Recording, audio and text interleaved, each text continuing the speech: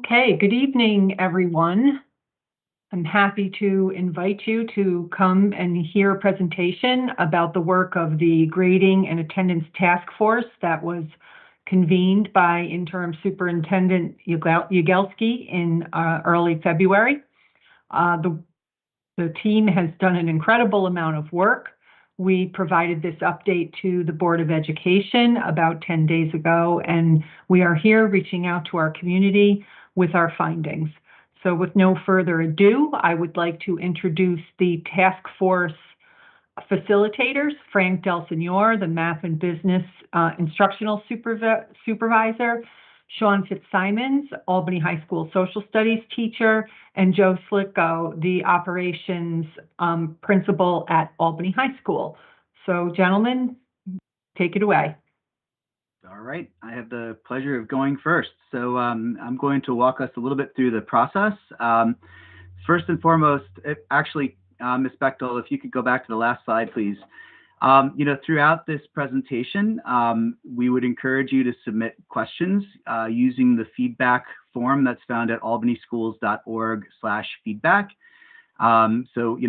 Please make a note of that at this time, and then we're going to kind of work our way through the presentation. So hopefully everybody's had a chance to take a look at that, and here we go. So the first thing I'd like to say is that, I want to thank Superintendent Yagelski for bringing together this group. It did come together as a result of some concerns that were expressed at a board meeting by a teacher, and the thoughtfulness in terms of who was asked to participate, I think, is very clear from what we see from participants on the screen. So in addition to having district and school level administrators, we have a number of teachers, both middle and high school. We have special education educators present, ENL teachers. We have administrators in our pupil personnel services, guidance, and we have folks with Apex expertise. So again, a great group that brought multiple sort of frames to the discussion. And I think it's just really important that everyone understands that, there was a lot of different sort of perspectives that went into it. And we started this off thinking that, we were going to obviously respectfully listen to each other, but we never thought we'd necessarily reach consensus on everything that we have. But it's been a very consensus driven process. And that's, I think, really important for folks who, see these recommendations, just to understand that even with this diversity of perspectives, we came up with some very solid recommendations. Thanks. Next slide. So the superintendent charged us with the following: to review our current grading and attendance policies, procedures, and practices, to review our current credit recovery procedures and practices, conduct open forums with secondary staff, review relevant data, including pass rates related to credit recovery efforts and grade changes, and to explore policy implications. So I'm going to say a little bit more as we look at the meetings that we've held. As Ms. Bechtel mentioned, our first meeting was in early February, February 1st, and we've met multiple times since then, both in after-school sessions and in multiple half-day sessions. We started off really thinking carefully about our charge and then really dove into our grading policies. And just to be clear for those who might not kind of know the lingo, when we talk about policies, we're talking about broad areas that are set by the Board of Education. They give us sort of broad parameters that then get filled in by the district in terms of practices. So practices are things that are really set by administrators in conjunction with teachers and getting feedback through things like committees. And they fill in the details of those policies. And then there's, the implementation, how things actually get carried out on the ground. So we started off really looking at our policies and our practices. The policies set by the board for grading and attendance in relation to also best practices set by the New York State School Board Association. And then, practices like our grading handbook. We really dove into that and then had a chance to talk to legal staff that work with the district. We created a very comprehensive survey that, when I say it's comprehensive, I mean, we released it to the staff and we got 200 plus responses. And really we're digging into, yes, the opportunities, because obviously, there are good things happening, but a lot of the challenges surrounding grading and attendance and the suggestions. We spent a long time looking at the qualitative feedback from the surveys. And I really I want to really emphasize 226 responses. That really reflects an on-the-ground perspective of folks. You're going to see some Apex data. You're going to see some quantitative data from School Tool that Mr. Slicko is going to present, Dr. Slicko. But again, that survey was really integral because I think it tells the whole story of how things were going. And with 226 responses, it's very comprehensive. We looked at data from School Tool, and then we began crafting our recommendations, which, as I mentioned, was a very consensus-driven process, and finally presented those recommendations to the board at the May 4th meeting. So I'll briefly mention the findings as it relates to policies and legal counsels. So first and foremost, as I mentioned, we reviewed our policies set by the board in relation to the New York State School Board Association's model policies, what they suggest that statewide organization are sort of best practices. And we found that our policies don't really, they're pretty consistent with that. There are some things that aren't necessarily there that, NISPA, that organization has. For example, the model policies do have minimum attendance days for course credit. We looked at our guidance documents in relation to our policy. So again, those things created by the district, and we did find that they were aligned. So the guidance was in line with our own policies. But there were many, many questions that were generated for the legal team to look over. So teachers, definitely poured over that. And it was great for us to have an opportunity to ask our legal counsel about things like, can there actually be minimum attendance? And, what is acceptable to deal with chronic absenteeism? Is there a seat time minimum and such?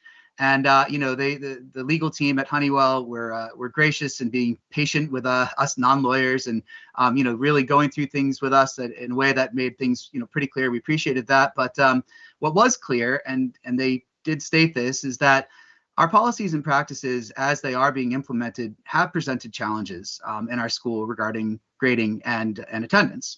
And, the legal team did say that in terms of addressing those challenges, we do have a great degree of local control, meaning that we have the authority, we have the ability to make changes to policies and practices to try to make improvements in those areas. So I think that was a really important use of that time to really make clear that we could do that work. Thank you. So I'm going to turn it over to Dr. Slicko now, who's going to, being the doctor, he knows how to talk the data. So there you go, Dr. Slicko. Thanks. Thank you, Sean. So good evening, everyone. My name is Joe Slicko. I'm the operations principal at Albany High School, as already mentioned. And in talking about the data, so the first type of data that we collected was what we call qualitative data, because we really wanted to aim to capture the opinions and the feelings and those intangibles directly from our middle school and high school faculties. We were very intentional with the survey that Mr. Fitzsimons already referenced. We really wanted to elicit authentic responses. We really wanted to know what they thought and what they felt about our grading and attendance policies and practices. And we also wanted to be able to use that information in some way, shape, or form. Otherwise, there was really no point to ask the questions. So in doing so, we as a committee came up with 3 guiding questions that we asked, and we asked it for both the grading side and the attendance side. What opportunities do our current practices provide for our students and teachers? Again, we did that for grading and attendance. What challenges do our current practices pose for our students and teachers? And then finally, what suggestions do you have to improve and strengthen our practices? And again, all 3 of those questions, both grading and attendance. Once we got those 226 responses, we then sat down as a task force and we spent a day and a half really combing through all of the responses to find out, what are people really saying? What are they really feeling? Can we kind of put them in these different buckets, these different categories that they're very passionate about? And in doing so, we came up with the following categories. Assigning a grade, a minimum grade of 55, even if a student has never attended a class. Overall expectations, accountability, and consequences. Minimum attendance threshold for course credit. Apex, which is our credit recovery program, and summer school. Late work protocols, hallway truancy, and overall concern about learning and proficiency. And these categories will be talked about in a moment when we get to our recommendations. Next, we went to School Tool, which is our student management system. It's where all the grades go, to look at some of the quantitative data, some of the numbers. So some of the highlights of that were that for each school year that we looked at, which we decided to look at 2018-2019, which was the last pre-COVID year, and then last school year, 21-22. Each of those school years had approximately 20,000 records that we looked at. Now, those are courses, not individual students. So for example, a student may take 8 courses, 9 courses, 7 courses in a year. That's where we're coming up with those numbers. And about 17,000 of those were what we call completed records, courses with a final mark. That is, a student didn't withdraw from the course, a student didn't drop the course, the student didn't move to Wisconsin or some other circumstance. They actually finished the course out. And once again, that's 17,000 completed records for each of those individual school years. And what we found that students were earning course credit with what we called poor attendance. And we said poor attendance was missing more than 15% of the course that we're talking about, or you're in attendance 85% or less of the time.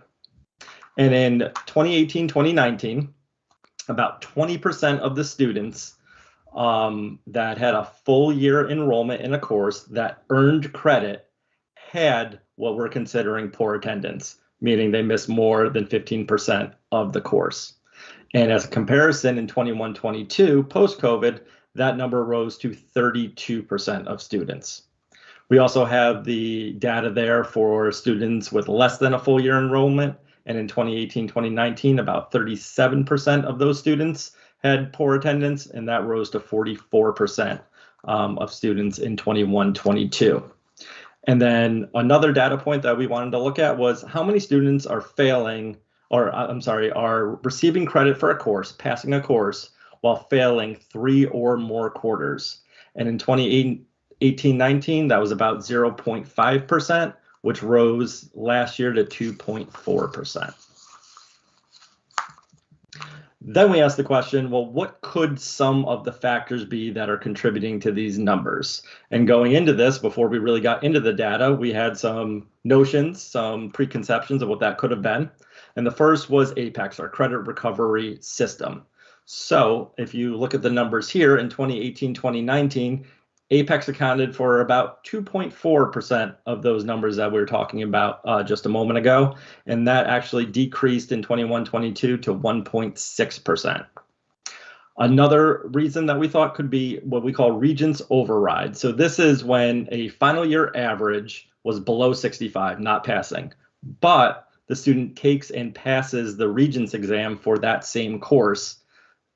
We can go in and award credit to that student.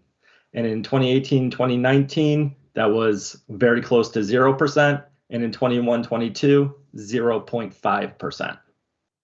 And then finally, we said, what about final mark overrides? For some reason, a student fails a course, but somebody goes in after the fact and changes that to a passing grade. Now, these were very hard to come by. We actually had to go through line by line with some data, some text files, and convert this. So in 2018-2019, that was not calculated, but in 21-22, last school year, it was about 2.7%. And one final question that we had was, do students receive the minimum grade of 55, for example, for marking period 1, and then they get back on track? Or do they continue on the same path, or is it some combination of that? So this chart shows the top line is 18-19 school year, and the bottom line is 21-22 school year. Total number of courses, and then, for example, in marking period 1, in 18-19, we have 1,854 courses out of that 17,159 that had a minimum grade of 55. Following that to the right, marking period 2, that number increases to 2,614. And as you can see, as you keep moving right, the number keeps going up. The same thing happens in 21-22, and those numbers are higher. So basically, what is this saying? It's saying that as the year progresses, more courses, more students are receiving the minimum grade 55, not less. And now I'll turn this over to Mr. Del Signor to talk about our recommendations. Thanks, Dr. Slitko. The recommendations, just to reiterate something you said a few moments ago, are directly linked to the responses from the survey that were shared earlier in this presentation. The goal of the task force in making these recommendations is to incentivize attendance. We wanted to make sure that while we incentivize attendance and set an expectation, we also were supporting our students. So you'll see at the bottom of this slide the mention of a safety net. We want to make sure that we are including a mechanism to address exceptions and extenuating circumstances that might keep a student from achieving the thresholds that we've established here. The first set of recommendations you see here are related to policy. Mr. Fitzsimons spoke about this earlier in the presentation. Anything on this slide would require board action before it could become policy. The first recommendation is related to the 55 minimum. The task force recommended a phased-in approach. In year one, students with no more than 20 absences or 10 absences for a half-year course would be eligible for the minimum 55. That would reduce to 15 in year two and would reduce to 10 in year three. Students would earn the grade that they earn if they did not meet that requirement. And there was one additional layer that was added in Part D that you see here for middle school. We, as the task force, heard that there were students in the middle school that were attending school but disengaging from instruction in quarter four. So the recommendation that you see here is that that minimum 55 only applies to the first 3 quarters to incentivize students to engage in instruction in quarter four. So they would earn the grade that they earn for quarter four. Finally, the task force recommends regarding summer school to reinstate a pre-COVID policy, which was that students would only be eligible to attend summer school if they had fewer than 28 absences in a particular course. The next set of recommendations are practices. We are here to get feedback from you, the community. We are going through multiple layers of feedback cycles with various stakeholders that you'll hear about in a couple of slides. These do not require board action, but we want to ensure that the practices that we are putting in place are agreeable to all stakeholders. The first 2 are in the area of APEX. We saw data about this previously. Again, the purpose of these recommendations is to incentivize attendance. The first recommendation you see on this page is setting a threshold for students to attend their classes at least 85% in a particular quarter in order to engage in APEX to earn a previous quarter.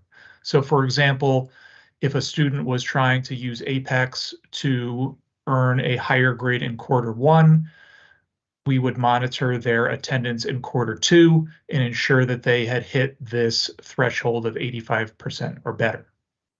Upon completing an APEX module for a particular course, the task force is recommending that students earn a maximum grade of a 65% in that course in that quarter.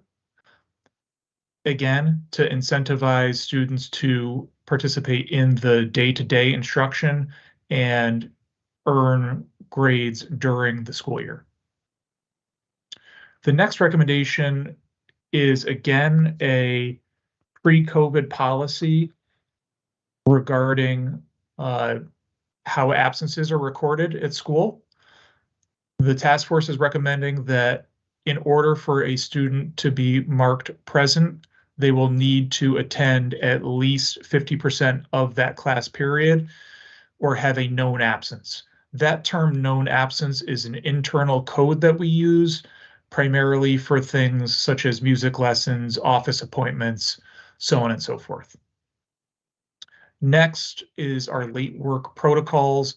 We saw this come up again in our survey, and what the task force is recommending here is that we have consistent late work practices, and those would potentially vary by department.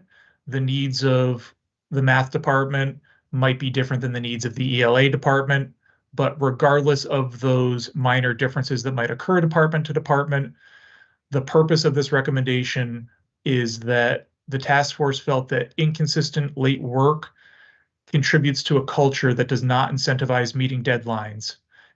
And we recognize that meeting deadlines is an important part of what it takes to have students be college and career ready. We want to ensure that students are leaving ready for their next education or for the workforce. Recommendations 7 through 9 are really more about teacher practices than about student practices. Recommendation 7 is about the practice of using the grading platform to calculate the average for a quarter grade or a final grade. Essentially, we are recommending that we simply use the grading software to calculate that average. Teachers always reserve the right to increase the grade above that calculated average, but without that intervention, we are recommending that it be recorded as the gradebook software calculates it. Next is a recommendation to remove some language about using 55s within the gradebook in place of an assignment. Teachers can still choose to do this, but it'll be removed from our guidance practice. And then finally on this slide, in regards to the regents and changing marks based on regent scores, we're asking that any of those grade changes that might occur would be partnered with a conversation between the principal and the teacher of record to ensure that those conversations, so there's an understanding about why that grade change is occurring. The final 3 recommendations relate to middle school. They were primarily about promotion and retention, as well as the moving up ceremony and eligibility for summer school. Because most of these topics are related to the idea of promotion and retention, and those fall out of the charge of this task force, the recommendations here are that another group begins to review that policy, and we are recommending that that work begins immediately with a timeline established before the end of this school year, and that the actual work would be completed by the end of the summer in preparation for the 2023 and 2024 school year if changes need to be made. And with that, I will turn it back over to Mr. Fitzsimons for our next steps. Thank you. So we have issued a teacher survey. We issued that last week to get varying degrees of support for these different policy recommendations on a scale of 1 to 5. We have gotten responses back. We haven't had an opportunity to review them fully at this point, but they're certainly going to be an important part of our consideration, and they will be shared with the board. Similarly, we sent a survey to the administrators at the secondary level and at the district level, asking for similar, degrees of support for the various recommendations. And we're doing 4 community feedback opportunities, this being the first one. There will be another virtual opportunity held during the day from noon to 1 via the same method that we're using now. That's on Thursday, May 18th. We'll have an in-person session at Hackett Middle School from 4:30 to 5:30 on May 22nd, and a final forum on May 31st at Albany High School from 5:15 to 6:15. We may add another one, but at this time, those are the established opportunities. And of course, this is being recorded, I believe, right? And so this will be posted on the district website. There's also, of course, a recording of the board meeting where we presented this information. So, for people who, if you hear somebody is interested in seeing this and learning and being able to provide feedback, they absolutely should watch a recording of this. And is there something with the process, folks, that you'd like me to elaborate on? Or I think I can just say that we are welcoming feedback from community stakeholders through Wednesday, June 7th. That opportunity is, as we mentioned at the beginning, at albanyschools.org/feedback. So certainly we welcome that. And the website, as you can see in the news section, there'll be recordings of these meetings. So that's about it. I think at this point, we're going to address any questions that came in.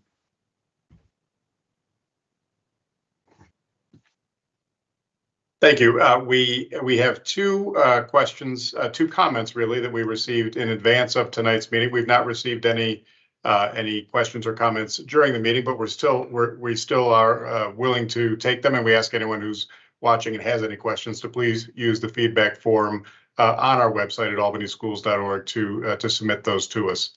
I will now go ahead and read the two comments that we received in advance of tonight's meeting. The first one comes from the parent of two Albany High graduates. I'm writing with major concerns about the newly proposed attendance policy. While of course attendance is important, as a parent who has had two students over the past 8 years at Albany High School, I'm very concerned about the implications of these policies. I'm a highly educated parent with health insurance and whose first language is English, and I've had a difficult time clearing excused absences. At times, I've had to send in paperwork to the school or call more than 3 times for absences to be formally excused. In other cases, we don't have the documentation to excuse an absence, and so my children have missed school. A few times, I was so frustrated at not being able to get through to anyone that I gave up and left absences listed as unexcused on my children's report cards. I imagine this would be much more difficult if I didn't speak English or have health insurance to take my child to the doctor when sick. I'm concerned that the proposed policy will be difficult to implement unless a streamlined and vastly improved process is implemented regarding excusing absences. In high school, kids are absent for all sorts of reasons: sports obligations, to visit colleges, and when they're sick, just to name a few reasonable absences. A strict policy that applies a metric of an absolute number of absences will create a problem for young people who do not have parents able to advocate for them to get their absences excused when they are legitimate. It will create a problem for teachers who have to figure out how to deal with excused absences and excusing absences. Current attendance systems do not work, and this policy cannot be implemented without resources to make them work for all the diverse student body population at Albany High School. And our second comment this evening comes from a teacher in one of the career and technical education pathways at Albany High School. I wanted to share grading and attendance concerns that have been a topic of discussion with colleagues and students for some time.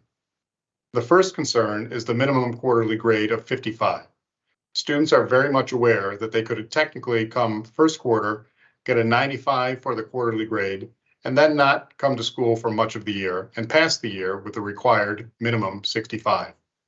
The students often joke of this loophole. I've seen my attendance drastically impacted by students using this to their advantage. The second is poor attendance. Part of poor attendance is a factor of the previously mentioned, though I understand there are numerous reasons for poor attendance. If students were to lose credit hours fractionally based on the number of days they miss on a sliding scale, I believe this would be a deterrent to missing so much school. As an example, if a student misses 15 days, they lose 1/2 of a credit. If they miss 25 days, it's another half credit, and so on. Again, this is only an example, as data would need to arrive at a fair number. And those are the two comments that we have at this point. And again, we've not received anything new. I'll just check one more time. Could I No, ask? nothing could I new's come ask- in at this point. Thank you, Ron. Could I ask the facilitators if anyone would like to give some clarity around the issue of excused and unexcused in the conversations that we had in the committee about the issues that person raised? If you don't mind, I'll jump in, but I certainly would welcome my co-facilitators. If you feel like I could use a little boost or I've got something a little wrong, let me know. But, the conversation about excused versus unexcused was a very large piece of what we talked about. And we certainly recognize the challenges that were discussed in the comments submitted here. And so I want to sort of address a couple of things that were made in that comment. First of all, I don't know you and you don't know me, but I can tell you that I and everybody else in that room are absolutely committed to ensuring equity in the policies and the practices that we use at the City School District of Albany. As a classroom teacher, I'm constantly thinking about my students from diverse backgrounds and with varying needs and varying abilities to sort of navigate the challenges that you're talking about. And so for that reason, I want to make clear that our policy actually does not distinguish between excused and unexcused absences. And in fact, additionally, our policy is not using attendance to award credit. And that is something that I think is very important for folks who are looking at the recommendations to understand. We are not using attendance to earn credit. The student earns what grade they earn. What our recommendation is for that first one there, that policy, is that a student will earn a minimum of 55 if their attendance is 85% and higher, right? So that's the first thing. It's about getting the minimum 55. If they have a higher score than that and their attendance is worse than that, they get the score that they get. If they, miss 27% of their classes, but they still somehow have an 84%, nobody is denying them that credit. Nobody's denying them that grade. So again, it's qualifying for the minimum score. That's the first thing. And the second thing is that we absolutely recognize that there are very legitimate reasons why a policy that would have sort of some absolutes on it would need to be explored in terms of extenuating circumstances, things like that. And so Mr. Del Signor mentioned the MTSS process. And that is something that would allow us, if a student has a very legitimate reason, that is a process that can be used to make sure that they're not being hurt. Nobody's trying to punish kids with this. We're trying to instill a clear expectation for attendance and incentivize doing so. But again, this is not a punitive recommendation. I wonder if my co-facilitators had any thoughts on that as well. Thank you, Sean. The only thing that I would add is the delineation between excused and unexcused absences. We chose not to go there, as Mr. Fitzsimons said, because in terms of how the state calculates chronic absenteeism, there is no differentiation there. So if a student misses 10% or more of the school year for any reason, documented or not, excused or unexcused, they are considered chronically absent. So that is where we took our guidance from when crafting that first recommended policy change. And to further clarify, we are required to code absences, excused or unexcused. That is a requirement from SED. But in our recommendation for the policy, we chose not to because we are starting out with a very loose attend the class about 55% of the time. And if you are still, if you are not passing, then you are eligible for this minimum 55. And then each year we would want to adjust that to make it a little tighter in order to continue to incentivize attendance, which we know results in success in a class. So I did want to make sure about that. And the 85% was really around the apex, the 85, the ability to do that credit recovery, but it's a much looser parameter that we're recommending for the policy, especially to start. And this is a quarterly parameter. So we are not tying, as Mr. Fitzsimon said, we are not tying attendance to earning credit. We are tying attendance to being eligible for a minimum grade. So I just wanted to make sure that that was clear to folks. Frank, Joe, or Sean, any other comments on that? No, I just want to thank you for clarifying where I misspoke with the 85%. But yes, 20 absences, 15, 10. Thank you for, thanks for that.